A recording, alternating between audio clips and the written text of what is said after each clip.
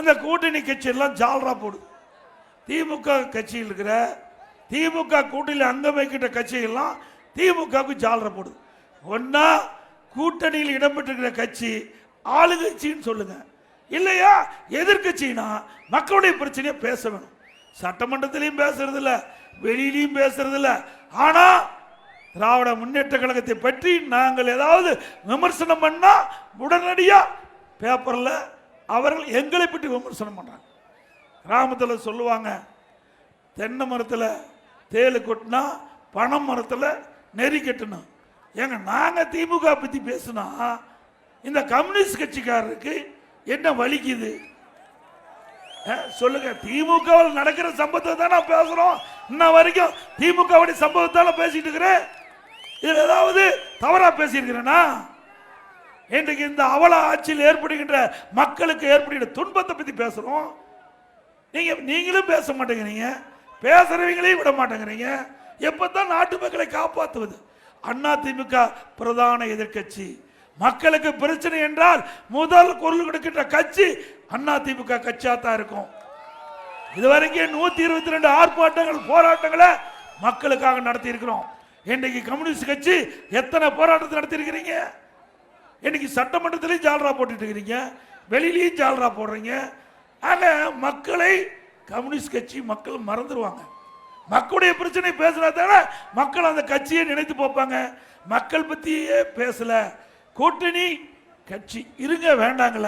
அதுக்காக அவர் செய்கின்ற தவறையெல்லாம் நீங்கள் மூடி மறைத்தால் தேர்தல் நேரத்திலே நீங்கள் காணாமல் போய்விடும் என்பதை மட்டும் நேரத்தில் தெரிவித்து, அதிமுக ஆட்சி 10 ஆண்டுல 52,35,000 பேருக்கு லேப்டாப் கொடுத்தோம். அத்தனையும் அரசு பள்ளி படித்த மாணவர்கள். அது மட்டுமல்ல, அந்த மாணவர்களுக்காக 7,300 கோடி அரசாங்கம் நிதி ஒதுக்கப்பட்டது. இன்றைய முதலமைச்சர் அவை அப்பா பேனா வைக்கிறதுக்கு நடுக்கடல்ல கொண்டு போய் 82 கோடி ரூபாய் செலவு பண்ணுங்கிறார். எழுதாத பேனாவை எங்க வச்சா என்ன? அப்பாவுக்கு நினைவு மண்டம் கட்டிக்கிறீங்க, ரைட்டு. அரசாங்க பணத்தில் நினைவு மண்டம் கட்டினீங்க. உங்களுடைய கட்சி தலைவர் முன்னாள் முதலமைச்சர் அங்கே நினைவு மண்டபம் கட்டுவது பொருத்தம். அதே நேரத்தில் அவருக்கு எழுதாத பேனாவை அரசு நம்முடைய மக்களுடைய வரிப்பணத்தில் நடுக்கடல்ல கொண்டு போய் 82 கோடியில பேனா வைப்பது சரியா? எழுதுற பேனாவை நம்ம அரசு பள்ளியை படிக்கிற மாணவர்களுக்கு கொடு. எழுதுகிற பேனாவை நம்ம அரசு பள்ளியை படிக்கிற 7 மாணவர்களுக்கு கொடு. அவர் நினைச்சு பார்ப்பாங்க.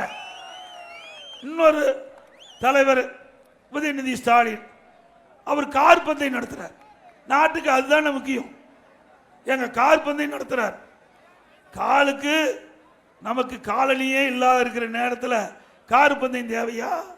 பல கோடி, பல 100 கோடி ரூபாய் செலவு செஞ்சு இன்றைக்கு சென்னை மாநகர மத்திய பகுதியில் கார் பந்தயம் நடத்துறார். எப்படிலாம் ஆட்டம் போடுறாங்க பாருங்க. கருணாநிதி குடும்பம் எப்படிலாம் மாட்டு மக்களை வாட்டி வதைக்கிறாங்க பாருங்க. ஒரு பக்கம் கார் பந்தயம் நடத்துறாங்க, ஒரு பக்கம் பேனா வைக்கிறாங்க. ஆனா நாட்டு மக்கள் கேட்டா பணம் இல்லை. இப்படிப்பட்ட அரசாங்கம் தொடர வேண்டுமா? இன்னும் கேட்டா அந்த கூட்டணி கட்சியெல்லாம் ஜால்ரா போடுது. திமுக கட்சியில் இருக்கிற திமுக கூட்டணியில் அங்கம் வைக்கின்ற கட்சியெல்லாம் திமுகவுக்கு ஜால்ரா போடுது. ஒன்னா கூட்டணியில் இடம்பெற்றிருக்கிற கட்சி ஆளுங்கட்சின்னு சொல்லுங்க, இல்லையா எதிர்கட்சினா மக்களுடைய பிரச்சனையை பேச வேணும். சட்டமன்றத்திலையும் பேசுறது இல்ல, வெளியிலையும் பேசுறது இல்ல. ஆனா திராவிட முன்னேற்ற கழகத்தை பற்றி நாங்கள் ஏதாவது விமர்சனம் பண்ணா உடனடியா பேப்பர்ல அவர்கள் எங்களை பற்றி விமர்சனம் பண்றாங்க. கிராமத்தில் சொல்லுவாங்க, தென்னை மரத்தில் தேலு கொட்டினா பனை மரத்தில் நெறி கட்டணும். ஏங்க நாங்க திமுக பத்தி பேசினா இந்த கம்யூனிஸ்ட் கட்சிக்காரருக்கு என்ன வலிக்குது சொல்லுங்க? திமுக நடக்கிற சம்பவத்தை தான் நான் பேசுறோம். இன்ன வரைக்கும் திமுக சம்பவத்தால பேசிட்டு இருக்கிறேன். இதுல ஏதாவது தவறா பேசியிருக்கிறேன்னா? இன்றைக்கு இந்த அவல ஆட்சியில் ஏற்படுகின்ற மக்களுக்கு ஏற்படுகின்ற துன்பத்தை பத்தி பேசுறோம். நீங்களும் பேச மாட்டேங்கிறீங்க, பேசுறவங்களையும் விட மாட்டேங்கிறீங்க. எப்பதான் நாட்டு மக்களை காப்பாற்றுவது? அண்ணா திமுக பிரதான எதிர்கட்சி. மக்களுக்கு பிரச்சனை என்றால் முதல் குரல் கொடுக்கின்ற கட்சி அண்ணா திமுக கட்சியா தான் இருக்கும். இதுவரைக்கும் 122 ஆர்ப்பாட்டங்கள் போராட்டங்களை மக்களுக்காக நடத்தி இருக்கிறோம். இன்னைக்கு கம்யூனிஸ்ட் கட்சி எத்தனை போராட்டத்தை நடத்தி இருக்கிறீங்க? இன்னைக்கு சட்டமன்றத்திலையும் ஜால்ரா போட்டுட்டு இருக்கிறீங்க, வெளியிலையும் ஜால்ரா போடுறீங்க. ஆக மக்களை கம்யூனிஸ்ட் கட்சி மக்கள் மறந்துடுவாங்க. மக்களுடைய பிரச்சனை பேசுறதால மக்கள் அந்த கட்சியை நினைத்து பார்ப்பாங்க. மக்கள் பத்தியே பேசல, கூட்டணி கட்சி இருங்க வேண்டாங்கள, அதுக்காக அவர் செய்கின்ற தவறையெல்லாம் நீங்கள் மூடி மறைத்தால் தேர்தல் நேரத்திலே நீங்கள் காணாமல் போய்விடும் என்பதை மட்டும் நேரத்தில் தெரிவித்து, அதிமுக ஆட்சி இருக்கின்ற வரை நிறைய திட்டங்கள் விவசாயிகளுக்கு குடிமராமத்து திட்டத்தை கொண்டாந்தோம். இங்க இருக்கின்ற குளங்கள் எல்லாம் தூர்வாரப்பட்டது. இதனால் அங்கே நீர் சேமித்து வைக்கப்பட்டது. அதே நேரத்தில் தூர்வாரப்பட்ட மண் விவசாயிகளுக்கு விலை இல்லாம அவருடைய நிலத்திற்கு இயற்கை உரமாக பயன்படுத்துறாங்க. நல்ல விளைச்சல் கொடுத்தது. ஒரு பக்கம் நல்ல விளைச்சல், ஒரு பக்கம் ஏரி ஆழமானதுனால அந்த நீர் மழை காலத்தில் பெய்கின்ற நீர் முழுவதும் சேமித்து வச்சோம். அதிமுக ஆட்சியில் ஓடையின் குறுக்கே தடுப்பணை, நதியின் குறுக்கே தடுப்பணை, இப்படி தடுப்பணை கட்டி நீர் மேலாண்மையில தமிழ்நாடு ஒரு முன்மாதிரியாக விளங்கக்கூடிய அளவிற்கு அதிமுக அரசு நடவடிக்கை எடுத்தது. அதையும் கைவிட்டுட்டாங்க. அதே போல விவசாயிகள் தொடக்க வேளாண் வங்கியில வாங்கிய பயிர்க்கடன் 2 முறை தள்ளுபடி செய்தது. விவசாயிகளுக்கு இயக்க சீற்றம், மழை வெள்ளத்தால் பாதிக்கிறாங்க, வறட்சியால் பாதிக்கிறாங்க, புயலால் பாதிக்கிறாங்க. அப்படி பாதிக்கப்படுகின்ற பொழுது அந்த விவசாயிகளுக்கு பயிர் காப்பீட்டு திட்டத்தில் சேர்க்கப்பட்டு அந்த விவசாயிகள் பாதிக்கப்படுகின்ற பொழுது அதற்கு சேதமடைந்த அதையெல்லாம் கணக்கிட்டு பயிர்கள் சேதமடைந்ததை கணக்கிட்டு அவர்களுக்கு பயிர் காப்பீட்டு திட்டத்தின் மூலமாக அதிக இழப்பீட்டு தொகையை பெற்று தந்த அரசாங்கம் அதிமுக அரசாங்கம். அதே மாதிரி விவசாய தொழிலாளிகள், அந்த விவசாய தொழிலாளிகளுக்கு பசு வீடுகளை கொடுத்தோம், விலையில்லா ஆடுகளை கொடுத்தோம், கரை மாடுகள் கொடுத்தோம், விலையில்லா கோழி கொடுத்தோம். இப்படி நிறைய திட்டங்களை கொண்டு வந்து அந்த ஏழைகளுக்கு நிறைவேற்றினோம். மீண்டும் அதிமுக ஆட்சி அமைந்தவுடன் அந்த ஏழைகளுக்கு வீட்டு மனை இருந்தால் காங்கிரீட் வீடு கட்டி கொடுக்கப்படும். தாழ்த்தப்பட்ட மக்களுக்கு வீடு மனை இருந்தால் அவருக்கு காங்கிரீட் வீடு கட்டப்படும். அதோட அவர்களுக்கு ஏழைகளுக்கு வீட்டு மனையும் இல்லை, தாழ்த்தப்பட்ட மக்களுக்கு வீட்டு மனையும் இல்லை, அரசாங்கமே வீட்டு மனை வாங்கி காங்கிரீட் வீடு கட்டி கொடுக்கப்படும். அது மட்டுமல்லாம தை பொங்கல் அன்று எல்லா குடும்ப அட்டைக்கும் பொங்கல் பரிசாக 2500 ரூபாய் கொடுத்த அதிமுக.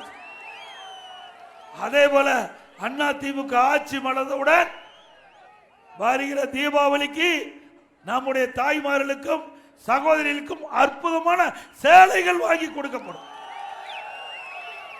அதே போல பொன்மனச்செம்மல் புரட்சி தலைவர் எம்ஜிஆர் இருக்கின்ற பொழுது தை பொங்கலை முன்னிட்டு எல்லா குடும்ப அட்டைக்கும் விலையில்லா வேஷ்டி, விலையில்லா சேலைகள் கொடுத்தாங்க.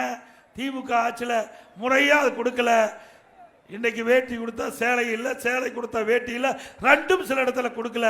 இப்படிப்பட்ட நிலையை மாற்றி அதிமுக ஆட்சி வந்த பிறகு தை பொங்கல் வருவதற்கு முன்பாகவே அந்த ஏழை மக்களுக்கு ரேஷன் அட்டை உள்ளவர்கள் அனைவருக்கும் விலையில்லா வேஷ்டி சேலை வழங்கப்படும்.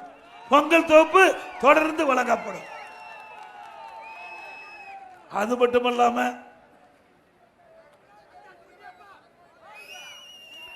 இன்றைக்கு இந்த பகுதியில் கைத்தறி நெசவாளர் அதிகமுள்ள பகுதி.